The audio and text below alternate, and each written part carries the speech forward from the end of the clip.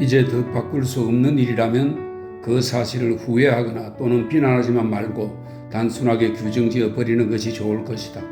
그래서 나는 내가 올바른 독서가가 아니었음을 깨닫게 되었다.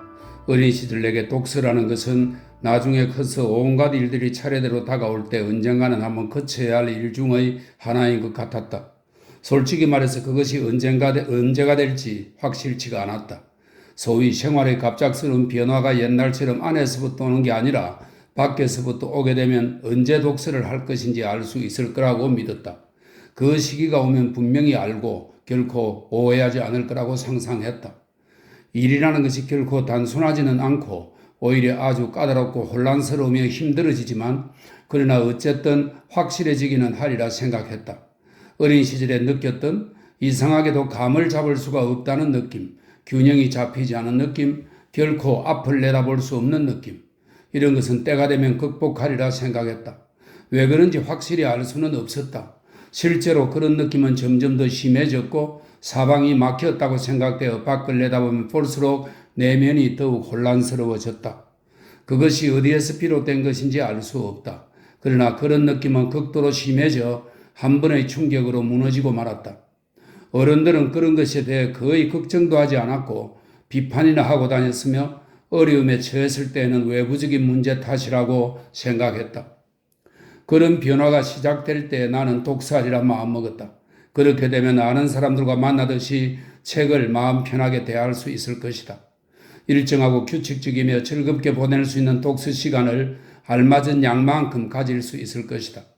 물론 어떤 책에 이끌려 30분가량 책을 읽다가 산책이나 약속, 연극 개막 시간이나 급한 편지에 답을 쓰는 것을 잊어버리는 일이 없으리라고는 말할 수 없다.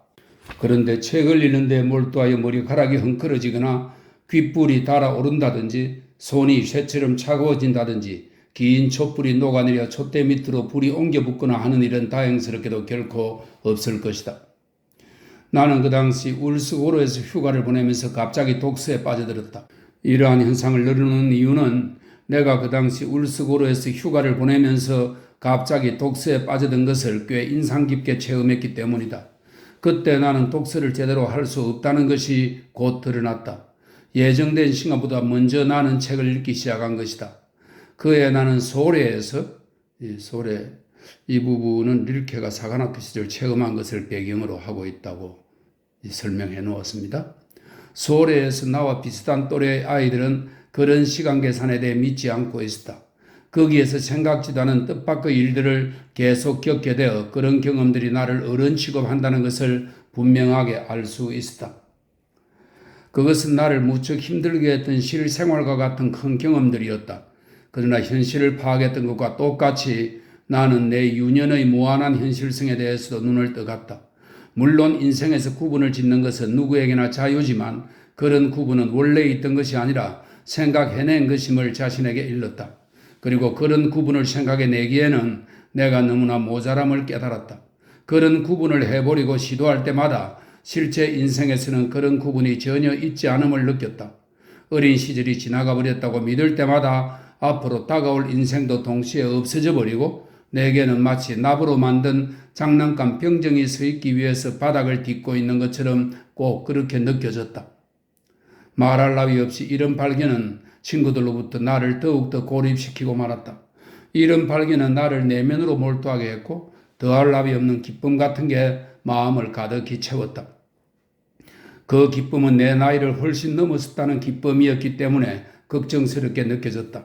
그리고 일정한 기간 동안 아무런 계획이 없었기 때문에 몇 가지 일을 하지 못할 거라는 생각이 들 때면 불안하기도 했다. 서울에서 울스고르로 돌아와서 그곳에 있는 모든 책들을 보게 되자 양심의 가책이라도 느낀 듯이 허겁지겁 책을 읽기 시작했다.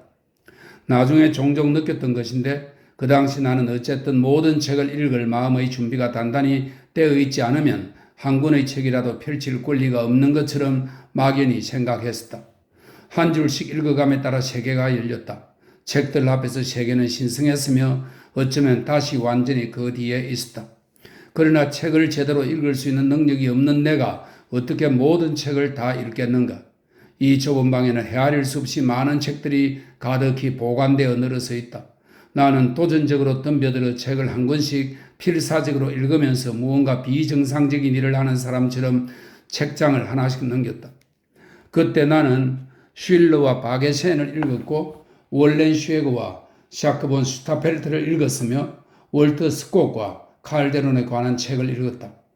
벌써 읽었어야 할 몇 권의 책을 빼고는 다른 책들을 읽기엔 일렀다. 그 당시의 나에게는 어떤 책도 거의 적합하지 않았다. 그런데도 계속 읽었다. 후년에 나는 때때로 밤중에 깨어나 별들이 하늘에 유난히 반짝반짝 빛나면서 매우 의미심장하게 운행하는 것을 보게 되었다. 그런데 이렇게 풍부한 세상에 대해 어떻게 감히 소홀히 하려 했는지 이해할 수가 없었다. 그때는 여름이었는데 책을 읽다가 아벨로네가 부르는 소리에 고개를 들어 밖을 내다볼 때마다 그 비슷하게 느꼈던 것 같다. 아주 뜻밖에도 언제부터인지 아벨로네가 불렀는데도 대답을 하지 않게 되었다. 우리 둘이 가장 행복했던 때에 그렇게 되었다. 그러나 나는 독서에 한번 빠져버렸기 때문에 발작을 일으킨 것 같이 독서에 매달렸고 그것이 아주 중요한 일처럼 고집스럽게 우리의 일상적인 축제일을 피해 지냈다.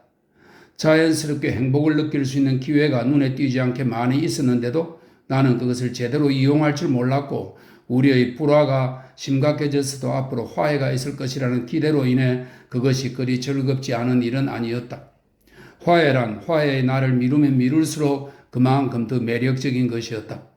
그런데 나의 독서일은 시작되었을 때와 마찬가지로 어느 날 갑자기 식어버렸다. 그때 우리는 서로 몹시 화가 나 있었다. 아벨로네는 나에게 온갖 야유를 퍼부으며 그만을 들었다. 정원에서 그녀를 만나면 그녀는 책을 읽는다고 주장했다. 어느 일요일 아침 사실 그녀 옆에 책이 놓여 있었으나 그녀는 포크로 조심스럽게 작은 요한에서 송이에서 그 열매를 따느라고 바쁜 척했다. 잠을 푹 자고 난 것 같은 상쾌한 7월의 어느 이른 아침에 무언가 뜻밖의 기쁜 일이 곳곳에서 일어날 듯한 느낌이 들었다. 억제할 수 없이 많은 작은 움직임들이 모여 가장 확실한 생명의 모자이크가 만들어진다. 사물들은 서로 이리저리 공중에서 흔들리고 있고 그 서늘함이 그림자를 뚜렷하게 태양을 가볍고 맑은 광채로 만든다.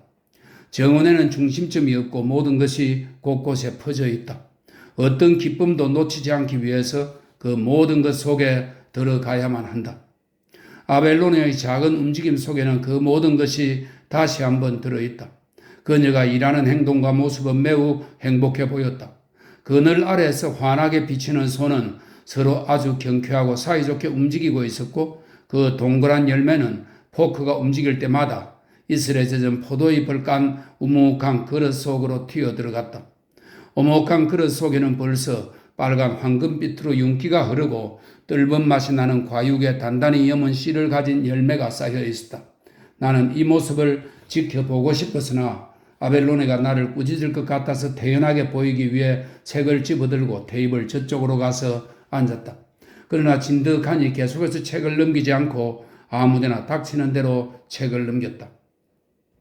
책벌레님, 제발 크게 읽어주면 좋겠네요. 하고 잠시 후에 아벨로네가 말했다. 그 목소리는 아직 싸움을 거는 것이 아니었다. 진정으로 화해해야 할 때라고 생각했기 때문에 나는 즉시 큰 소리로 읽기 시작하여 한 단락을 끝까지 읽고 계속해서 다음 장인 베티네에게라는 제목의 편지를 읽으려 했다. 아니, 그 회답 편지는 읽지 말고 하고 아벨로네는 중지시키고 갑자기 맥이 빠진 듯이 자그마한 포크를 내려놓았다. 그러다가 그녀는 곧바로 쳐다보는 내 얼굴 표정을 보고 웃었다. 참, 왜 그리 서투르게 읽지 말테? 나는 한순간도 제대로 읽지 않았음을 인정했어야 했다.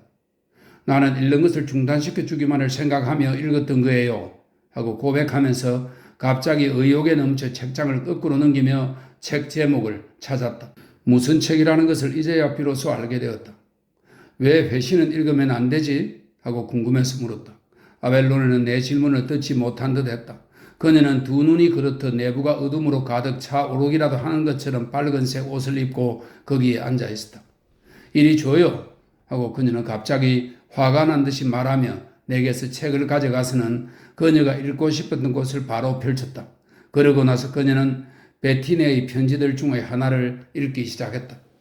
내가 그 편지에 대해 얼마나 이해했는지 모르겠지만 언젠가는 그 속에 든 내용을 모두 잘 이해할 수 있으리라고 엄숙하게 다짐했던 것 같다.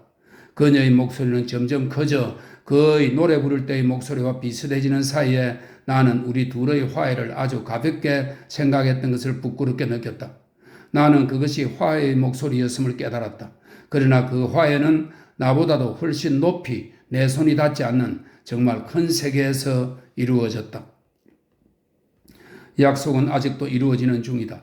언제부터인지 그 책은 내가 소중히 여기는 몇 권의 책 가운데 하나가 되었다. 이제 나도 내가 읽으려고 했던 곳을 바로 펼 수가 있게 되었다. 그 부분을 읽을 때면 내가 베티네를 생각하는 건지 아벨로네를 생각하는 건지 알 수 없었다. 아니다. 베티네의 모습이 내게는 더 생생히 떠오르게 되었다. 그 전에 알고 지냈던 아벨로네는 베티네를 만나기 위한 준비 단계였던 것 같았다. 이제 아벨로니는 내가 베티네를 생각하는 중에 그녀 본래의 순수한 모습으로 떠올랐다. 이 놀라운 베티네라는 여자는 그녀의 모든 편지를 통해 매우 큰 공간을 형성했다. 그 넓고 큰 모습이여. 베티네는 마치 사후세계에 있는 것처럼 처음부터 전체 속에서 넓게 퍼져나갔다. 그녀는 어디서나 존재하는 것 속으로 아주 넓게 들어가서 그 일부가 되었고 그리하여 그녀에게 일어난 일은 영원히 자연 속에 존재하게 되었다. 자연 속에서 그녀는 자신을 인식하였고 고통스럽게 거기서 벗어나 전설에서처럼 애써 다시 자신을 알아내고는 자신을 망령처럼 불러내어 견뎌냈다. 베니테, 당신은 바로 조금 전까지도 여기에 있었지요? 나는 당신의 존재를 느끼고 있어요. 대지는 아직도 당신으로 인해 따뜻하고 새들은 당신의 목소리를 듣기 위해 여전히 공간을 남겨두지 않는가요? 풀잎의 이슬은 당신의 있을 때의 이슬이 아니지만 별들은 당신이 있을 때의 밤하늘의 별들이에요. 아니면 이 세상은 당신의 것이 아닌가요? 당신은 당신의 사랑으로 세상을 얼마나 자주 불붙게 하였으며 그리하여 활활 타오르는 세계를 지켜보지 않았던가요? 그러고는 당신은 모두 잠들었을 때 그 세계를 다른 세계로 바꾸어놓지 않았던가요? 당신은 신이 만들어 놓은 세계가 제발 나타날 수 있도록 매일 아침 신에게 새로운 세계를 바랐는데 그때마다 신과 마음이 일치하는 걸 아주 분명하게 느꼈을 거예요. 당신은 세계를 소중히 여기고 수순하는 것을 궁색하게 느꼈지요. 오히려 세계를 마음껏 사용하고 손을 내밀어 언제나 새로운 세계를 바랐지요. 왜냐하면 당신의 사랑은 곳곳에 싹트고 있었기 때문이에요. 어떻게 사람들은 당신의 사랑에 대해 아직도 다 이야기하지 않고 있을 수 있단 말인가요? 당신의 사랑에 대해 말하게 된 후에 대체 무슨 일이 일어났다는 말인가요? 무엇이 더 이상해졌다는 말인가요?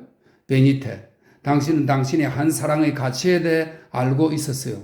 당신은 사랑을 당신의 가장 위대한 시인에게 미리 말해주어 그가 그것을 인간의 사랑으로 만들기를 원했어요.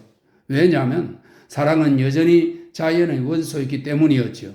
그러나 시인이 당신에게 보낸 편지를 보면 그가 사람들에게 당신의 사랑을 구실 삼아 말해버리고 말았어요. 모든 사람들이 그가 당신에게 보면 회신을 잃고 그것을 믿게 되었지요. 왜냐하면 사람들은 자연인 당신보다 시인이 더 이해하기 쉽다고 생각했기 때문이었어요. 그러나 아마도 이 점에 시인의 한계가 있다는 것이 언젠가는 드러날 거예요. 이 사랑하는 여인 베티네는 시인에게 주어진 과제였어요. 그런데 그는 그녀를 감당하지 못했어요. 그가 그 사랑에 응답할 수 없었던 것은 무슨 뜻일까요? 그와 같은 사랑은 응답을 필요로 하지 않고 그 자체에 부르는 소리와 응답하는 소리를 간직하고 있지요. 그 사랑은 자신의 소리에 귀를 기울이기 때문이에요. 그러나 화려한 영광을 아는 시인은 세르다 요한이 파트모스 섬에서 신의 계시를 받고 쓴 것처럼 겸허하게 그녀 앞에서 머리를 숙이고 무릎을 꿇은 채 두 손으로 그녀가 부르는 것을 받아 적었어야 할 거예요.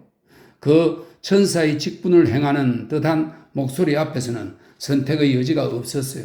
그 소리는 시인을 에워싸 영혼 속으로 데려가려는 소리였지요. 거기에는 활활 불타오르는 천국행 수레가 준비되어 있었고 그의 죽음을 위해 어두운 신화가 준비되어 있었지만 괴테는 그것을 헛되이 만들어 버렸어요. 운명은 여러 무늬와 형상을 고안해내기를 좋아한다. 그 어려움은 복잡한 데에 있다. 하지만 인생 그 자체는 단순함으로 이루어지기가 어렵다. 생명은 우리에게 맞지 않는 크기를 지닌 몇 가지밖에 우리에게서 얻지 못한다. 성자는 운명을 거부하면서 신을 대하며 이 위대한 것을 선택한다.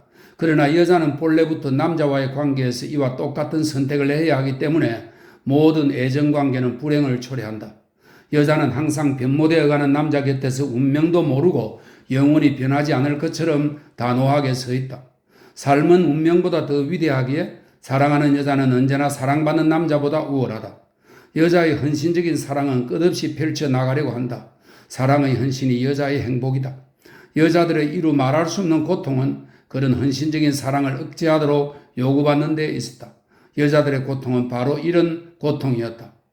엘로이즈의 최초의 편지 두 통은, 엘로이즈는 수녀 원장 엘로이즈입니다. 신학자이자 철학자였던 아벨라르와의 서신교환으로 잘 알려져 있는 인물이라네요.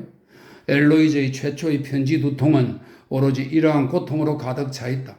그리고 500년 후 포르투갈 여인의 편지에도 그런 고통은 나타난다. 사람들은 마치 새 울음소리처럼 그 고통을 다시 알게 된다. 그리고 불현듯 이런 깨달음으로 인해 환해진 공간을 가로질러 사포의, 이 사포는 고대 그리스의 여류 시인입니다. 사포의 아련한 모습이 지나간다. 사람들이 수세기 동안이나 운명 속에서 찾으려 했으나 찾지 못한 그 모습이. 나는 한 번도 그 사나이한테서 신문을 살 용기가 나지 않았다.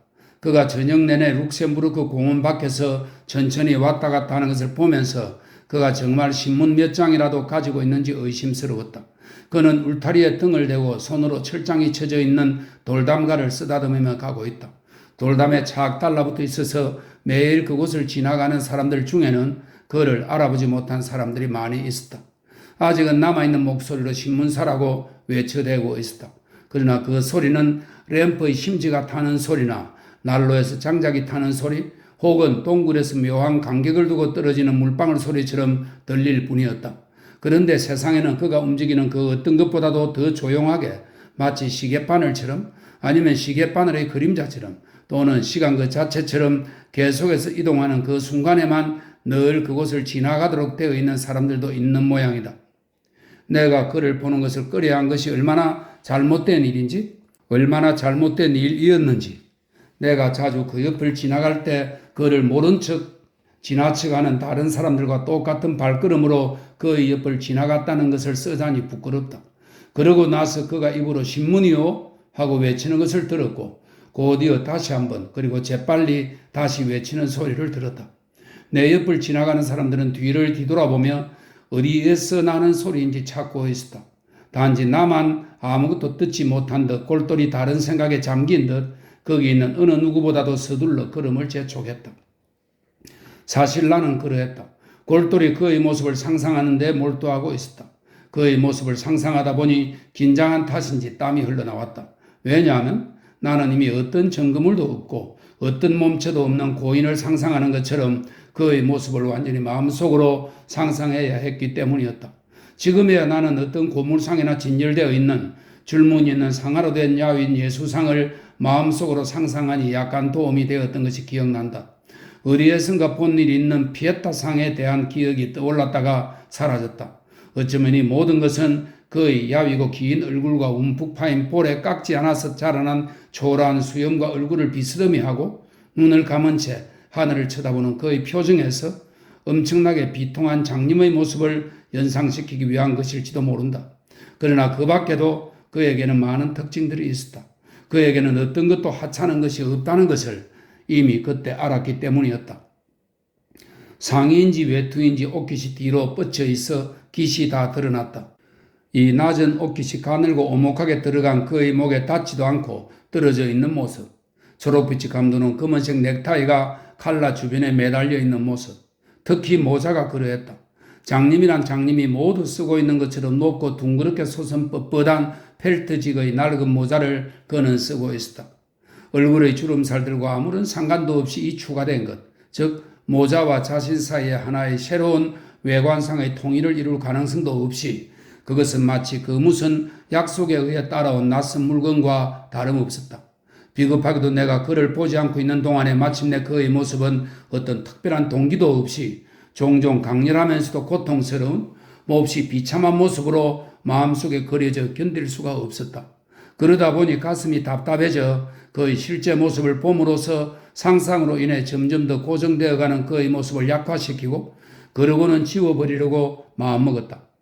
저녁 무렵이었는데 나는 즉시 정신을 차리고 주의를 기울이며 그의 앞을 지나가려고 했다. 이었고 봄이 가까워질 무렵이었다.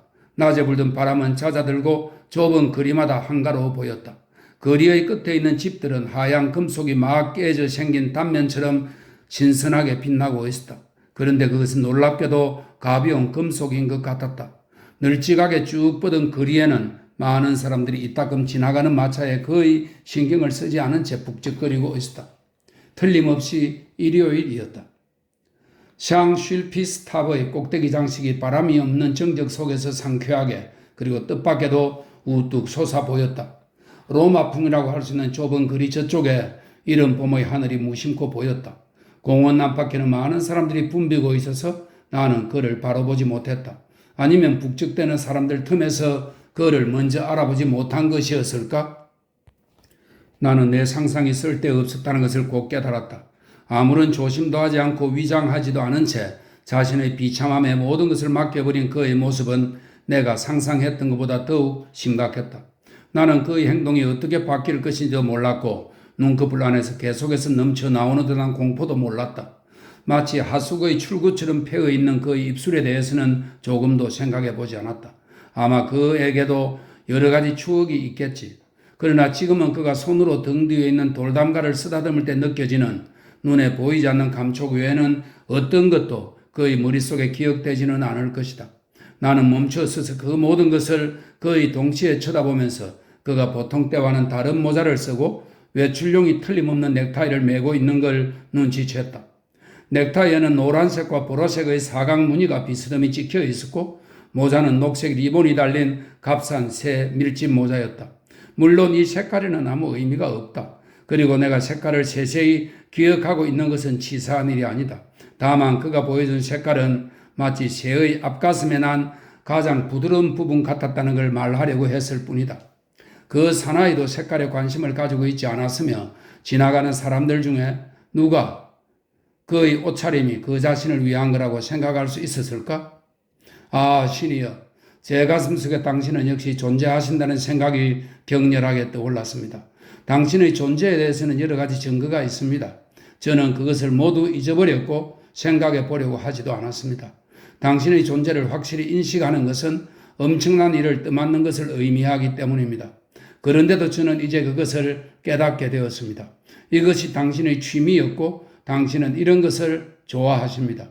사실 우리는 참을성 있게 견디며 섣불리 판단하지 않는 걸 배워왔습니다. 어떤 일이 힘든 것일까요? 어떤 일이 행복한 것일까요? 당신만이 알고 계십니다. 다시 겨울이 되어 새 외투를 사야 한다면 신이여 그 사나이가 새 외투를 입고 있는 동안이라도 저도 그 사람처럼 그런 것을 입게 해 주십시오. 내가 처음부터 그들보다 더 고급인 옷을 입고 어딘가에 정착하여 살려고 마음먹는다고 해서 그것이 나 자신을 그들과 구별짓는 것은 아니다. 나는 아직도 그들처럼 되기에는 멀다. 그들의 생활을 이해하는 따뜻한 마음이 없기 때문이다. 그러나 그 여인은 갈로 안의 설명입니다. 나는 그 여자에 대해 이것 말고는 아는 것이 없다. 그러나 그 여인은 매일 카페 테라스에 나타났다. 외투를 벗고 이상한 옷과 네일을 벗는 일이 몹시 힘들어 보였는데도 싫어하지 않고 아주 천천히 그것들을 벗었다. 그러고 나서 그 여인은 깡마르고 오그라든 팔을 드러내고 다소곳이 우리들 앞에 섰다. 그것은 정말 보기 드문 팔이었다. 내가 나 자신을 그들과 구별 지으려는 것은 결코 아니다. 그들처럼 보이려는 것이 주제넘은 짓이기 때문이다. 나는 그들과 같지 않다. 나는 그들처럼 강한 힘도 위대함도 없기 때문이다. 나는 지극히 평범하고 하루 세끼 식사를 꼬박꼬박 챙겨 먹고 있다. 그러나 그들은 그 영원히 살 수 있는 존재인 것처럼 살고 있을 것이다. 매일 같은 거리의 모퉁이에 서서 11월이 되었는데도 겨울에 못 살겠다고 소리치지도 않는다. 안개가 끼어 그들의 모습이 몽롱하고 불확실하게 되어도 그들은 그전처럼 살아간다. 나는 여행 중에 병을 앓았고 많은 것을 잃었다. 그러나 그들은 여전히 죽지 않았다. 이 도시는 서서히 그들의 생활로 미끄러져 들어가는 사람들로 가득 차 있다. 대부분 처음에는 미끄러져 들어가지 않으려고 발버둥 친다. 그러나 거리낌 없이 그 생활 속으로 들어가는 얼굴에는 윤기가 없고 나이 들어 보이는 처녀들이 있다. 그 처녀들은 한 번도 사랑을 받아본 적이 없는 강하지만 마음 깊은 곳은 순수한 처녀들이다. 나의 신이시여, 아마도 당신은 제가 모든 것을 그만두고 그 처녀들을 사랑하라는 말씀 같습니다. 아니면 그들이 나를 앞질러 갈 때 그들에게 뒤떨어지지 않기가 왜 그렇게 어려운지요? 왜 나는 갑자기 아주 달콤하고 부드러운 말들을, 밤이라도 제일 밤 같은 말들을 생각해 내는 것일까요? 그리고 내 목소리는 부드럽게 나의 내부에서 목과 심장 사이에 머물러 있습니다. 왜 나는 인생에 희롱당한 인형과 같은 처녀들을 말할 수 없이 조심스럽게 내 입김으로 녹여줄 상상을 하고 있는 건지. 봄이 올 때마다 인생은 그 인형들의 팔을 벌리게 하고는 쓸데없는 희망을 불러넣어 마침내 어깨가 쭉 늘어지게 되었다. 처녀들은 그다지 높지 않은 꿈을 가지고 있어서 어느 하나의 꿈에서 떨어진다 해도 부수지지는 않았지만 맥이 탁 불려 이미 인생에 쓸모없는 존재가 되어버렸다. 다만 주인 잃은 고양이만이 밤에 그들의 방에 찾아들어 몰래 그들의 얼굴을 핥히고 그 위에서 잠을 잔다. 때때로 나는 처녀들의 뒤를 따라 좁은 골목 둘쯤 걸어가 본다. 처녀들은 몇 집을 지나가고 끝도 없이 지나가는 통행인들로 인해 가려져 나중에는 아무것도 없었던 것처럼 사람들 뒤로 사라져 간다. 그러나 누군가가 그 처녀들을 사랑하게 되면 그녀들은 마치 먼 길을 걷다가 지쳐 더 이상 한 걸음도 걸을 수 없는 것처럼 그에게 철썩 의지하게 될 것을 나는 알고 있다. 다만 아직도 부활의 힘이 전신에 남아있는 예수 그리스도만이 그들을 감당하실 수 있을 거다. 그러나 그리스도는 그녀들을 돌보지 않는다. 오직 사랑을 바치는 처녀만이 그리스도의 마음을 사로잡을 수 있다. 꺼져가는 등불처럼 핫하는 재능을 가지고 사랑받는 여자가 되기 위해 기다리는 처녀들은 그리스도의 마음을 구할 수가 없다. 만일 내 운명이 극도로 비참한 것으로 정해져 있다면 내가 좀 더 좋은 옷을 걸치고 변장한다 하더라도 아무런 소용이 없다는 것을 알고 있다. 그는 왕으로서, 이것이 그에 대한 설명이 있습니다. 육체적, 신체적으로 모두 병들어 있는 조용한 인물, 프랑스 국왕 샤를 6세를 가리킨답니다. 그는 왕으로서 왕국의 한가운데 있으면서도 가장 처참한 사람들 속으로 빠져들지 않았는가? 그는 위로 상승하는 대신에 밑바닥까지 떨어지지 않았는가? 이제는 왕궁의 정원들이 아무것도 증명해 보일 수 없는데도 나는 가끔 그가 아닌 다른 왕들을 믿고 있었다. 그러나 지금은 밤이고 겨울이다. 나는 추위에 떨면서 몰락한 왕을 믿는다. 부귀영화는 오직 한순간이지만 비참함보다는 더 오래가는 것은 보지 못했기 때문이다. 그러나 왕은 영속해야만 한다. 이 왕은 밀랍으로 된 꽃이 유리뚜껑 밑에서 빛이 발해지 않는 것처럼 제정신이 아닌 상태를 계속해서 유지한 유일한 왕이 아니었던가? 백성들은 교회에서 다른 국왕을 위해 만수무강을 빌었지만 몰락한 왕을 위해서는 다만 재상이었던 장 샤를리의 제르송만이 영원한 생명을 빌었다. 그것은 그가 왕위에 있으면서도 아주 불쌍한 처지가 되어 극도로 비참한 생활을 하던 때의 일이었다. 그 당시 그의 침실에 얼굴을 검게 칠한 낯선 사나이들이 들어와 종기가 터져 살에 달라붙은 속옷을 벗기려고 했다. 그러나 왕은 그 내일을 오래전부터 이미 자신의 일부로 생각해서 벗지 않으려고 했다. 침실은 어둠침침했다. 그들은 힘을 주어 뻣뻣한 왕의 팔에서 너드러진 천 조각을 손에 잡히는 대로 잡아댔다.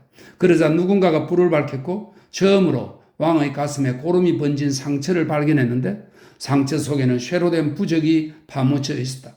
그는 매일 밤마다 필사적으로 그 쇠 부적을 가슴에 꼭 껴안고 있었기 때문이다. 지금 그 쇠 부적은 거룩한 유품이 성유물함에 들어있듯 살속 깊이 묻혀 있다. 그리고 그 주위에 고름이 진주처럼 둘러싸고 있어 소름이 끼칠 정도로 귀중하게 보였다.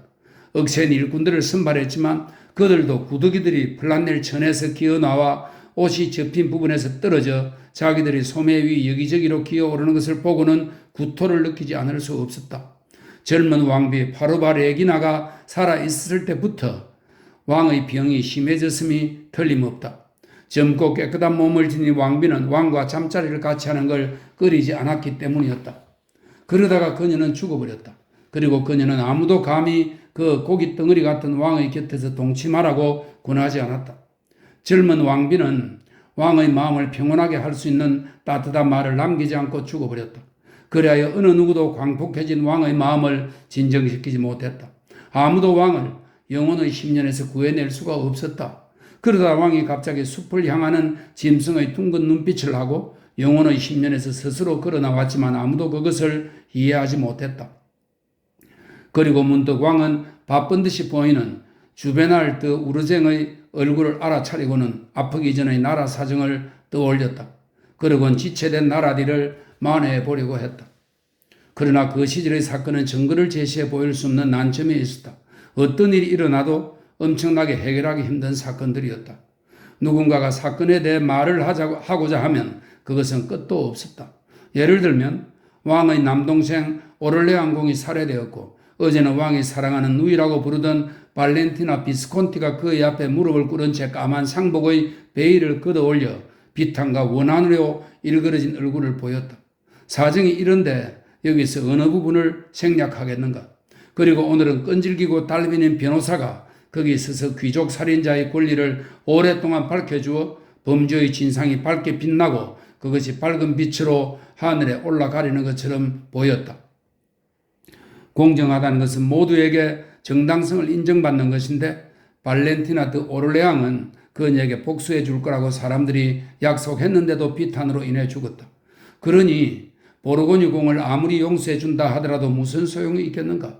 보르고뉴 공작은 어두운 절망에 사로잡혀 이미 몇 주일 전부터 아르질리 숲 깊숙한 곳에서 천막 생활을 하면서 밤에는 사슴의 울음소리를 듣지 못하면 마음의 안정을 얻지 못하는 지경이 되었다고 했다. 왕은 그 모든 사건의 전말을 짧게나마 여러 번 되풀이해서 생각해 보았다. 백성은 그런 왕의 모습을 보기를 열망했으며 그리고 왕을 보았다. 공경에 처한 그의 모습을, 그런데 백성은 그런 그의 모습을 보고 기뻐했다. 이분이야말로 참된 왕이라는 것을 깨달았기 때문이었다. 신으로 하여금 나중에는 참지 못해 왕을 무시하고 행동하도록 허용하기 위해서 오직 거기에 있는 듯한 조용하고 인내심이 강한 왕이 진짜 왕이라고 느꼈다. 계시의 순간에 왕은 생폴 궁전의 발코니에 서서, 생폴 궁전은 국왕의 시내 궁전을 말합니다. 생폴 궁전의 발코니에 서서 아무도 모르게 자신이 발전했다는 것을 깨달았을 것이다. 그 순간 그는 백부인 장드 베리공이 최초의 완벽한 승리를 보도록 자신을 손을 잡고 간 로스베케의 그날이 떠올랐다. 이 로스베케는 샤를 6세가 로스베케에서 반란군을 물리쳤다는 설명이 있습니다. 낮이 이상하게도 길었던 11월의 그날, 거기서 그는 강트인들의 시체 더미를 보았다. 강트인들은 사방에서 프랑스 기마병들의 습격을 받아 궁지에 몰려 있다가 질식해서 죽었다. 그들은 어마어마하게 큰 머리통처럼 다닥다닥 붙어서 커다란 덩어리가 되어 죽어 있었다. 뭉치기 위해 서로 모인 그들은 큰 무더기를 이루었다. 여기저기 질식해서 죽은 사람들의 얼굴을 보면 숨이 막혀버릴 것 같았다. 절망한 많은 영혼들이 갑자기 빠져나가면서 서로 밀치다 보니 선체로 죽은 시체 더미 위로 공기가 밀려 올라가 버린 듯한 상상을 하지 않을 수 없었다. 이 광경은 왕의 영광의 시작으로 그의 마음속 깊이 새겨졌다. 그리고 그는 그것을 잘 간직하였다. 그러나 그날의 사건이 죽음의 승리였다고 한다면 지금 발코니에 힘없이 서 있는 그의 모습이 모든 백성의 눈에 의연하게 보인 것은 사랑의 놀라운 힘이었다. 그 전쟁터는 너무나 끔찍한 광경이었으나 이해될 수 있는 일임을 다른 사람의 표정에서 알 수가 있었다. 그러나 오늘의 광경은 이해가 되지 않았다. 언젠가 쌍리스 숲에서 본 황금 목걸이를 걸친 사슴의 모습과 똑같이 신비로워 보였다. 지금은 사슴이 아니라 그 자신을 드러냈고 사람들은 그를 쳐다보느라 정신이 없었다. 그리고 그들은 숨을 죽이고는 왕이 젊은 시절에 사냥을 하다가 나뭇가지 사이로 순하게 생긴 사슴이 자신을 보았을 때 느낀 것과 똑같은 기대감이 백성들의 마음에 가득 차 있다는 것을 의심하지 않았다. 자신을 드러내 보이는 신비스러움이 왕의 부드러운 얼굴에 퍼지고 왕은 쓰러질까봐 두려워 꼼짝도 하지 않고 있었다.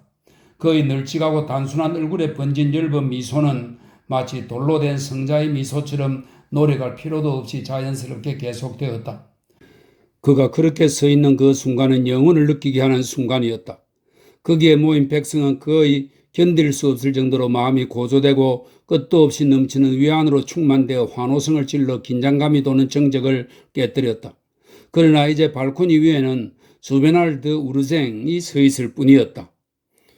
이것은 샤를 6세의 신임을 받은 정치인입니다. 그는 군중이 조용해진 틈을 타서 왕은 생드니 그리의 예수 순환 극단의 행차에서 설명이 있습니다. 1402년에 창설된 아마추어 단체라고 하네요. 성서에서 나온 소재들을 신비극으로 공연했으며 샤를 6세가 특별히 후원하였다고 합니다. 예수 순환 극단의 행차에서 종교극을 관람하실 것이라고 큰 소리로 알렸다. 그날 왕은 아주 편안한 기분이 되었다. 그 시대의 어느 화가가 천국의 생활을 그리기 위해 참고가 될 것을 찾았더라면 루브르 궁전의 높은 창문 아래에 어깨를 움츠리고 서 있는 조용한 왕의 모습보다 더 완벽한 모델을 발견하지는 못했을 것이다. 왕은 자신에게 헌정된 크리스틴의 피상의 긴 배움의 길이라는 작은 책의 책장을 넘기고 있었다. 그는 세계를 통치하는 데 적합한 제후를 찾아내려 했던 저 우위적인 의회의 박식한 논쟁 부분은 잃지 않고 언제나 가장 단순한 부분을 펼쳤다. 13년 동안 고뇌의 불길을 위해서 정유기처럼 뜨거운 열을 받아 피탄의 눈물을 맑게 정류하는 데만 마음을 썼던 크리스티네에 관한 이야기를 읽었다. 진정한 위안은 행복이 사라져 영원히 돌아오지 않게 된 후에야 비로소 찾아온다는 것을 왕은 깨달았다. 어떠한 것도 그 위안만큼 그에게 친근하게 느껴지는 것이 없었다. 그는 밖에 보이는 다리에 멍하니 눈길을 보내는 것 같았지만 마음속으로는 쿠미아의 무녀 아말테아에게, 고대 로마의 예언녀입니다. 쿠미아의 무녀 아말테아에게 이끌려 먼 길에 오른 화자의 마음을 통해서 그 당시의 세계를 바라보는 걸 좋아했다. 모험의 바다를, 먼 풍경에 의해 눌린 것 같은 낯선 탑이 있는 도시들을, 첩첩산중의 무한한 고독을, 그리고 가태언한 아기의 두개골처럼 처음에는 닫혀 있었지만 경건한 회의를 통해 탐구된 하늘을 바라보았다. 그러다가 누군가가 들어오면 깜짝 놀라서 다시 의식이 서서히 흐려졌다. 그리고 창가에서 끌려와서는 사람들이 하라는 대로 일을 처리했다. 그들은 왕에게 몇 시간 동안이고 화첩을 뒤적거리며 시간을 보내는 습관을 심어주었다. 왕은 그 일에 만족했으나 다만 책으로 된 화첩을 뒤적여서는 여러 장의 그림들을 한꺼번에 볼 수는 없다는 것과 어떤 그림이나 이절판의 커다란 판본이어서 마음대로 움직일 수 없는 것이 속상할 따름이었다. 그때 누군가가 완전히 잊혀져 있던 카드 놀이를 생각해냈다. 왕은 자신에게 카드를 갖다 준 그 사나이를 총애했다. 왕은 한 장씩 움직일 수 있으며 각 장마다 색칠이 된 그림이 가득 차 있는 카드가 마음에 들었다. 카드 놀이는 궁정 사람들 사이에도 유행을 했지만 왕은 자기 서재에 혼자 앉아서 카드 놀이를 했다. 지금 왕이 두 장의 킹 카드를 나란히 펼친 것처럼 그 무렵 신은 왕과 벤첼 황제를 대면시켰다. 설명이 있습니다. 샤를 6세가 1797년에 랭스에서 만났다고 합니다. 교회의 분열을 없애고 한 명의 교황에게 합의하려 했으나 헛사가 되었다. 이런 설명이 있습니다. 그 무렵 신은 왕과 벤첼 황제를 대면시켰다. 때때로 퀸 카드가 죽었는데 그렇게 되면 왕은 그 카드 패에다 하트 카드 한 장을 묘지의 비석처럼 올려놓았다. 이 카드 놀이에서는 교황이 여러 명 있었는데 왕은 그것을 이상하게 생각하지는 않았다. 그는 테이블 저쪽 끝에다 로마를 세웠고 오른쪽 손밑은 아비뇽이었다. 로마는 왕에게 흥미가 없었다. 그는 어쩐 이유에서인지는 모르지만 로마를 원형 도시로 상상했으며 더 이상은 그 생각을 전개하지 않았다. 그러나 그는 아비뇽은 잘 알고 있었다. 그가 아비뇽을 생각하자마자 그 높고 밀폐된 궁전이 계속 떠올라 필요한 나머지 눈을 감고 숨을 깊이 몰아쉬지 않으면 안 될 정도였다. 그날 밤은 무서운 꿈을 꿀 것 같아 두려웠다. 그러나 대체로 카드 놀이는 위안을 주는 놀이였다. 신하들이 왕에게 계속해서 카드 놀이를 하도록 한 건 옳은 일이었다. 카드 놀이를 하는 동안 그는 자신이 왕이며 샤를 6세라는 확신을 가졌다. 그러나 그가 자신의 신분을 과장했다는 것을 말하려는 것은 아니다. 그는 자신이 한 장의 카드보다 더 나은 인간이라고 생각하지는 않았지만 자신도 정해진 한 장의 카드이며 어쩌면 좋지 않은 카드, 항상 지다 보니 화가 나서 내에 던져진 카드일지도 모르지만 그래도 언제나 같은 카드이지 결코 다른 카드는 아닐 거라는 생각이 강하게 들었다. 그런데 그렇게 일주일이 계속되면서 그는 마음이 답답해짐을 느꼈다. 몸의 윤곽이 불현듯 너무 뚜렷하게 느껴지듯이 이마와 몸 주변의 피부가 잡아당겨지는 느낌이 들었다. 왕이 신비극에 대해 물어보고 그것이 시작되기를 기다릴 수 없을 정도로 못 참게 되면 그가 어떤 유혹에 빠져서 그러는지 아무도 알 수 없었다. 그 정도가 심해져서 어느 때부턴가 왕은 그의 생풀 궁전보다도 생더니가에서 지내는 일이 더 많아졌다. 설명입니다. 생더니가 1402년에 만들어진 속인 단체가 성서에서 나온 소재를 인용해서 신비극을 공연했는데 샤를 6세의 후원을 받았으며 그 공연 장소가 생더니가에 있었다고 합니다. 서술적인 이 신비극에서 시의 운명은 내용이 끊임없이 첨가되고 보충되어 수만이라는 식으로 비대해져 마치 지구와 같은 크기의 지구일을 만든 것과 비슷하게 극중의 시간은 결국 현실에서의 시간과 같게 된다는 점이었다. 텅 빈 무대의 아래쪽에는 지옥이 있고 위쪽 기둥 위에 난간도 없는 발코니가 붙어 있었다. 그것은 천국의 차원을 의미하였으나 다만 허구성을 줄이는 데 도움이 될 뿐이었다. 이 세기는 자신을 극복하기 위해 실제로 천국과 지옥을 지상에다 만들어 놓았고 이 두 힘에 의존하고 있었다. 그것은 한 세대 전인 요한 22세의 주위에 아주 많은 사람들이 모여서 이룬 아비뇽의 그리스도교 시대의 일이었다. 본의 아니게 피난민들이 어찌나 많이 모였는지 교황이 피난을 온 직후 거처를 잃은 모든 사람들의 극도로 고난에 처한 영혼을 위한 임시 거처처럼 광장에 창이 없는 육중한 건물의 덩치가 생긴 것이다. 자그맣고 여윈, 영적인 노인인 교황 자신에겐 아직 제대로 된 거처가 없었다. 그는 아비뇽에 도착하자마자 잠시도 지체하지 않고 다방면으로 활발히 활동하기 시작했음에도 그의 식탁에는 독을 넣은 음식이 마련되어 있었다. 시중을 드는 신하가 먼저 일각소의 뿔을 술에 담갔다 꺼내보면 항상 그 색이 변해 있었기 때문에 첫 번째 잔의 술은 언제나 쏟아버려야 했다. 이 70세의 노인은 누군가 자신을 저주하기 위해서 자신의 모습을 본떠 만든 밀랍 인형을 가지고 돌아다니면서 그것을 어디에 숨겨야 할지 몰라 쩔쩔 헤매다가 인형에 꽂힌 긴 바늘에 찔리고 말았다. 인형을 녹여버릴 수도 있었지만 그는 그전부터 이 비밀스러운 인형을 두려워하고 있었기 때문에 자신의 강력한 의지와는 상관없이 인형을 불에 던지면 밀랍이 녹아드는 것처럼 그 자신도 죽어서 사라지게 되리라는 생각을 여러 번 하였다. 자그맣고 여윈 체구는 공포로 인해 계속해서 말라갈 뿐이었다. 그런데 이제는 적이 그의 제국의 몸통을 감히 침범하려고 했다. 스페인의 그라다나로부터 유대인들이 그리스도 교도를 섬멸하려는 음모를 지니고 밀입해왔다. 그리고 이번에 그들은 더 지독한 하수인을 매수하였다는 것이다. 나환자들이 음모했다는 소문이 곧 나돌아왔으며 아무도 그것을 의심하지 않았다.